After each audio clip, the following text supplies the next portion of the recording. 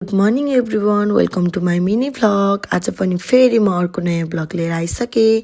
आज शनिबारको दिन हो नि त, त्यही भएर म चाहिँ बिहानै उठेर नुहाएर हामी चाहिँ आमा छोरी मिलेर लाग्यौँ डोनट लिनु।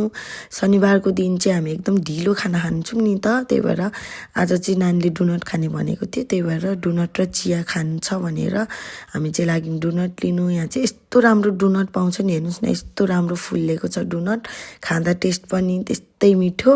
त्यसपछि डोनट लिएर पनि हामी घरतिर गयौँ। घरमा चाहिँ मम्मीले चिया बनाएर रेडी गरिसक्नु भएको थियो, अनि चिया र डोनट खानुभयो मम्मीहरूले। मलाई चाहिँ खासै मन पर्दैन, मैले चाहिँ खाइनँ, नानीले पनि खायो।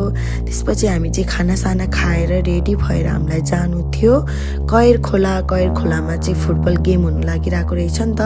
हामीलाई चाहिँ थाहा नै थिएन कि, तर एक्कासी थाहा भयो। त्यही भएर हतार गरेर कपडा लाउँदाखेरि कोही बेला के नभेट्ने, कोही बेला के नभेट्ने, यति धेरै हाँसो भइरहेको थियो। त्यही भएर हामी चाहिँ छिटो ड्रेस लाएर गयौँ। दिदीहरूले चाहिँ उता चोकमा कुरिराख्नु भएको थियो। अब चाहिँ लाग्यौँ हामी चोकतिर। चोकमा चाहिँ दिदीहरूले कुरिराख्नु भएको थियो नि त।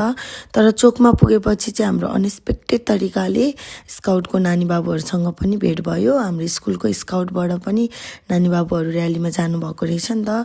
तर मलाई चाहिँ थाहा थिएन कि, हाम्रो प्लान पनि थिएन, तर पनि एकदम रमाइलो भयो नि त। नसोचे पनि सोचेको भन्दा यति धेरै रमाइलो भएको थियो। नानी बाबुहरूलाई चाहिँ हिँड्दा सायद थकाइ नै लागिसकेको थियो होला, बाटो पनि निकै लामो।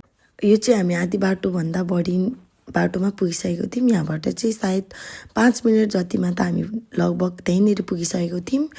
तर यस्तो बाटो लामो लागिरहेको थियो, मलाई पनि खुट्टै दुखिरहेको थियो।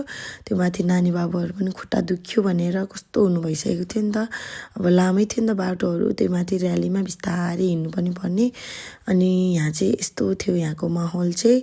अगाडि स्टेज रमाइलो भइरहेको थियो, नानी बाबुहरूलाई चाहिँ तिर्खा लाग्यो भनेर पानी सानी पनि खानुभयो। त्यसपछि हामी चाहिँ यहाँ गोलो घेरा लगाएर बस्यौँ।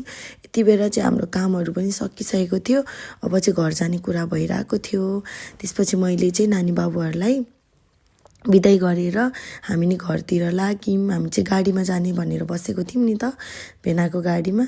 भेनाको गाडीको हामी चाहिँ बाहिर बसेर गयौँ।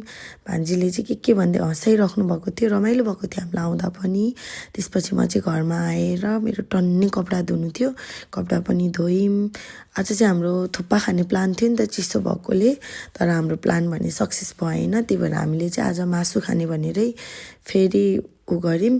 मैले चाहिँ अनि मासुको लागि उता कुकर बसाएर तेलहरू राखेर मजाले प्याजहरू फुराएर यसलाई छोप्दै पकाउनु थालेँ। यता दिदीहरूले भने अचारको लागि रेडी गर्दै हुन्थ्यो, आलु काट्दै केलाउँदै, उता प्याजहरू मुला काँक्राहरू काट्दै।